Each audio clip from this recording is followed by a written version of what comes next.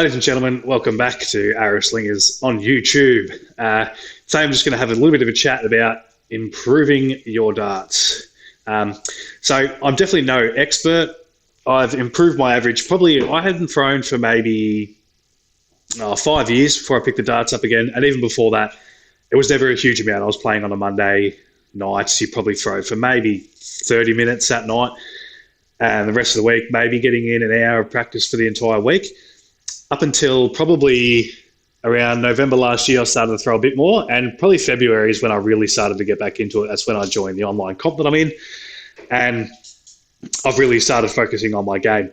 So I've been able to improve my average. I had a really bad couple of weeks towards the start, averaging roughly around that 44 to 45 mark, which it doesn't get any worse than that. It's about as low as you can get, even if you're just throwing darts randomly on the board. It doesn't get much lower than that 45 mark.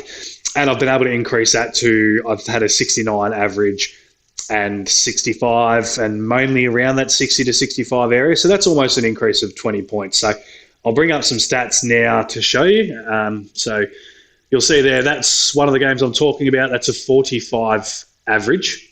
And it's just horrendous across 9 legs of darts when I got absolutely walloped. I didn't hit much. That's another one there that's a 46 average. Once again, not much scoring going on there. That was the other night, so that was a 65. You can see me on the left-hand side there. Much better, much improved. My doubling was really good in that one. And this was about a month ago. And not a month ago, that was about a month ago. So that was a 69 average for me, and the scoring was there, the finishing was there. It's gone a bit quick, so we'll leave it up there again. So this first one that was really bad, that was about the 21st of February. This game here was the 24th of February, and then you move along to the next ones, which was last night, which was the next one. So when that comes up, yep, that was last night. So that's about maybe 2.5, 3 months apart.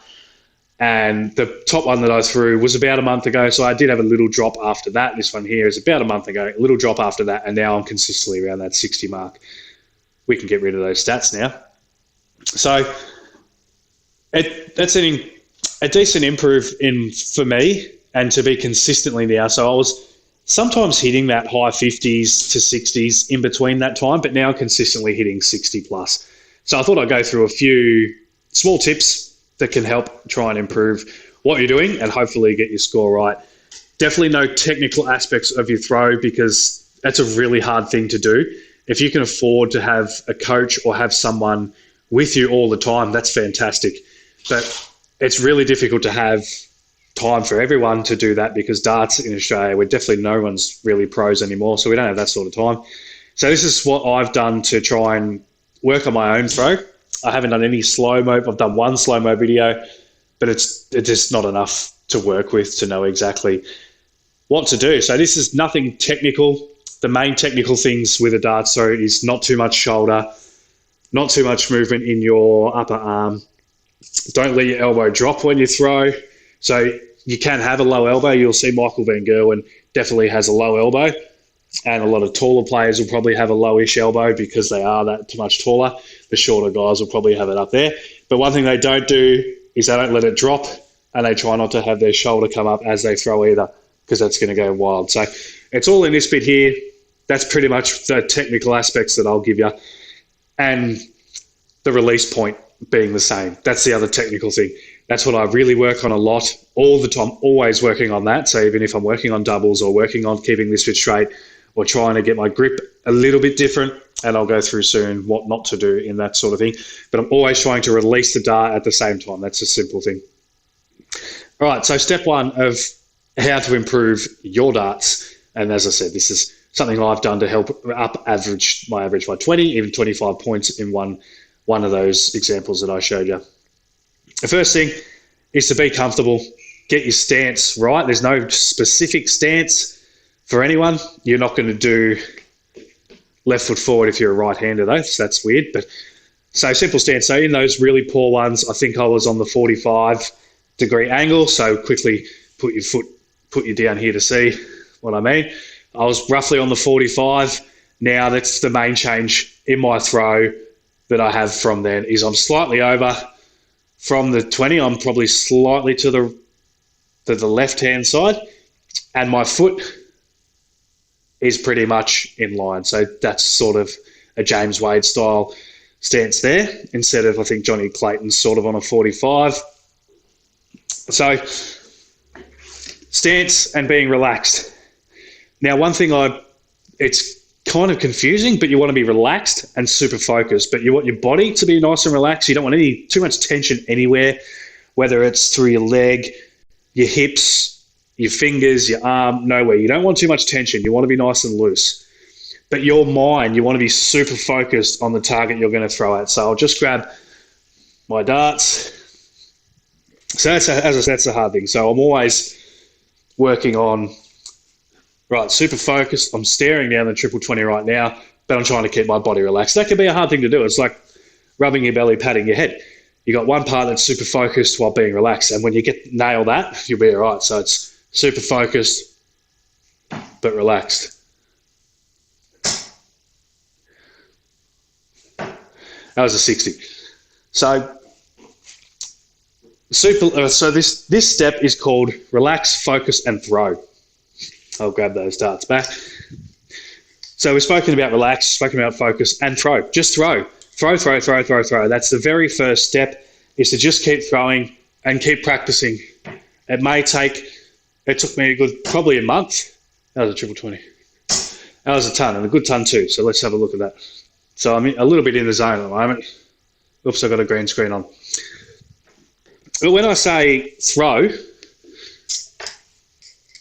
I mean it's hours. Like, it took me hours and hours and hours to start understanding my throw. And that's the important part here. And what I talk about when you haven't got a coach. So you've got to understand where you're going wrong. If you throw for 10 minutes and you're throwing a lot of 26s, that is the hardest thing to correct, because it's left, right, straight.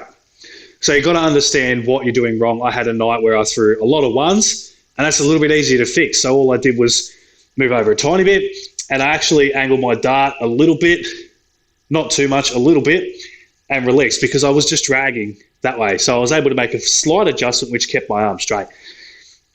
That really is the important thing in my mind, is to understand your throw. Everyone's different. As I said, there's the stance. There's 3 different stances, main positions. So you got straight on, side on, the 45. Some people are a little bit off the 45. Adrian Lewis, per se. Johnny Clayton's probably slightly in between that bit. Gary Anderson, straight on. James Wade. So stance is all about what makes you comfortable. And there's also how much you lean. So Michael Van Gerwen he's got a nice little bit of lean about him. John Henderson, he leans and wobbles and throws. But then you got Phil Taylor, who is just, bam, he is so still when he throws. So there's lots of different changes. Grip, don't get started on grip, because everybody is different. Mensah's got the dart like this. Phil Taylor was pretty simple. Gerwin Price, pretty simple. Gary Anderson, really simple. So there's a million different grips. So that's another thing that we won't get into. There's a lot of different things. So you've got to understand yours. And that's what I worked on a lot, is understanding mine. And that only comes through practice. So step 1, relax, focus, throw. Keep throwing until you start to understand your own throw, how it feels when you're throwing well, how it doesn't feel. And so, yeah, I've got a practice routine on YouTube as well that you can have a look at and use, or it's just simply match practice online, whether it's NACA, Dart Connect, and the Dartbot. Most scoring apps have a Dartbot. I use Dart Scoreboard at the moment, and it's fantastic. I really like it. And just keep going and practicing. Practice. That's what is going to get you to understand your throw. Step 2, keeping your stats. So I keep a lot of detailed stats on each game that I play, so that I can come out of that match. I'll write all stats down. So some of the things that I do is how many darts to win a leg, the score I had left out of those darts I threw, so I know the legs that I'm losing, whether I'm in them. So I might say I threw 24 darts. I didn't win, but I still write down what I had left. So if I threw 24 darts and was still 160 points away from finishing, I know it was a really bad leg. I'll keep track of the scores I throw under 50 and the scores I throw over 80, and I'll write down the difference between those legs, because there's a big correlation between those two A good leg, you'll generally see the difference of 3 higher than lower, and you'll know that was a good leg. And then at the bottom, I'll also have my comments on that game, because I don't want to come back and see a game that was a 55 average, but you might have a good 55 average. I know that sounds weird, but in darts, as you'll notice when you're throwing, that the 5 is next to the 1. So you may throw a shitload of 26s, but they may be the closest group together 26s you'll ever see. So that's still a good night throw-wise. Your throw's still working, but you may average 55 and have darts flying into the 12s, darts flying into the triple 18, and that's not good. So keep your stats, write down your comments on how each match went, and go from there. I have an individual page, and then a page that's got all the games where it's just got a little bit simpler stats, but I can see my average and where it's at. Number 3 is watch the professionals. So I take a lot of inspiration from the way Damon Hedder and Michael Van Gerwen are throwing. I study their throw a lot to try and work on what I'm doing. So when I started to watch a lot more of Michael Van Gerwen and study his throw, I used to stand back really flat on that front foot, maybe up a little bit. But then I noticed he creeps forward a little bit, not too much, but he's got his hip locked and he's forward a little bit more. And that seemed to keep me, you can see where my elbow is there, which I was always having trouble with, because I knew that technically it should be up, but standing back like that, it was starting to get too high, and there was just too much to do for my hand, because I'm about 6 foot. So that little drop forward kept me in line, and that's about at the triple 20, and there's nothing happening with my arm here. It's not dropping, it's not moving too much, and that's through that simple lean forward. And then David Hedder, I took an eye. I don't know if it's true, I couldn't see it properly, but it looked like I was holding my darts too much with the fingers on the side. And when I was releasing, it was going out like that. So a simple roll over of the fingers, the thumb on the bottom a bit more and a little bit over the top of the dart really helped. And watching the pros a lot, especially the Players' Championship events, the commentary is the one. So you get a lot of good quality pros. The big events, definitely, John Park's not in it as much anymore, but Wayne Mardle, he's a funny guy and I really like him. He brings a lot of energy. But only sometimes is he working, telling us technically what's happening, and it's a bit too much of a laughy party. If you go and watch the Players' Championship events, you've got guys like Mark Webster, Paul Nicholson, and a few others that really concentrate on the game, and then they're there all day, and there's no crowd to rile it up. So you can really concentrate on the players' throw, and they will tell you what's going on with the players' throw and individually what each player does well and is good at.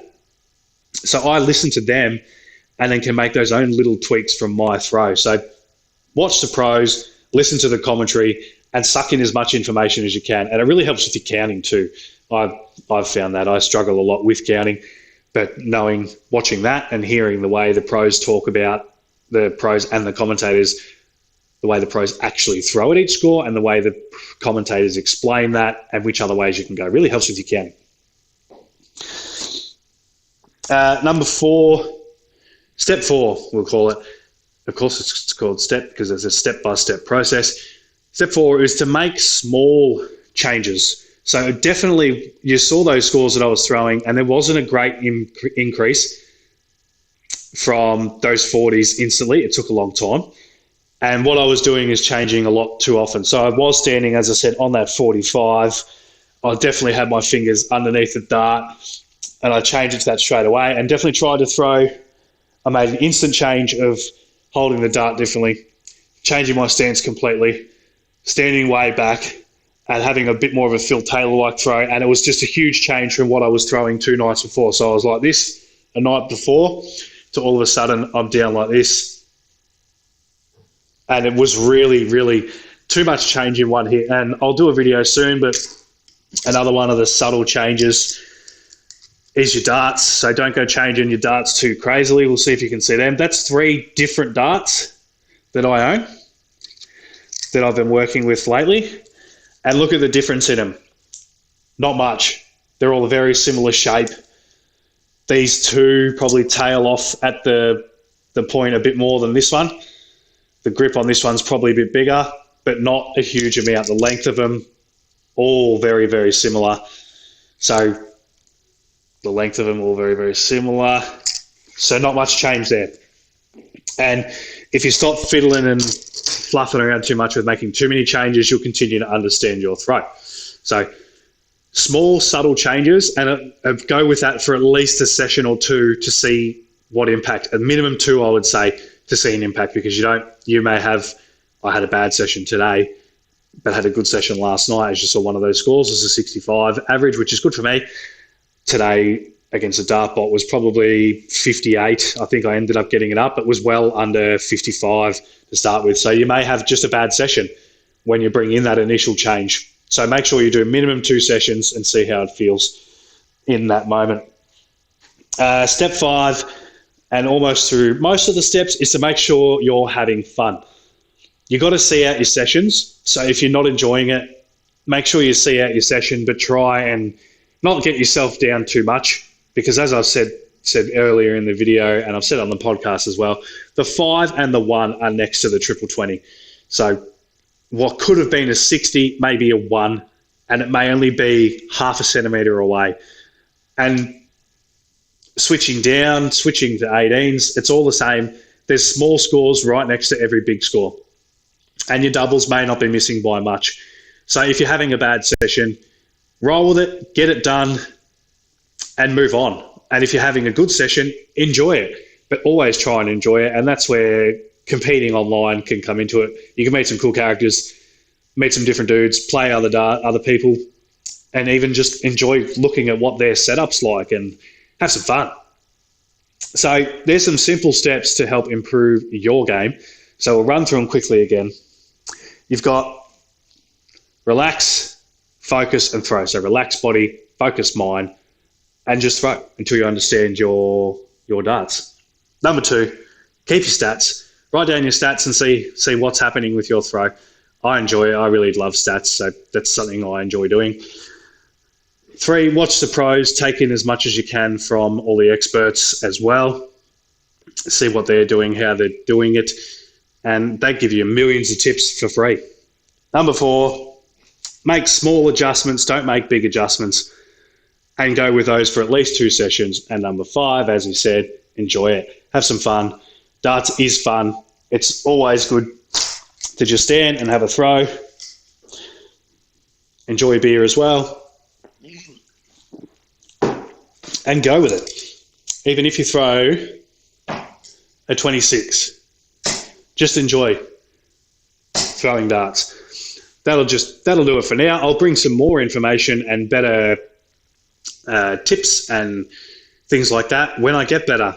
So because I'm here sitting here raving about a 65, 70 average, which is not too good. But anyway, hopefully that can help you out. As I said, watch the video on my training regime, routine, program, whatever you want to call it. That's a good one to help you just get through and cover all aspects. If you don't have the time, you can knock that over in an hour and cover all aspects of it. So thanks, guys.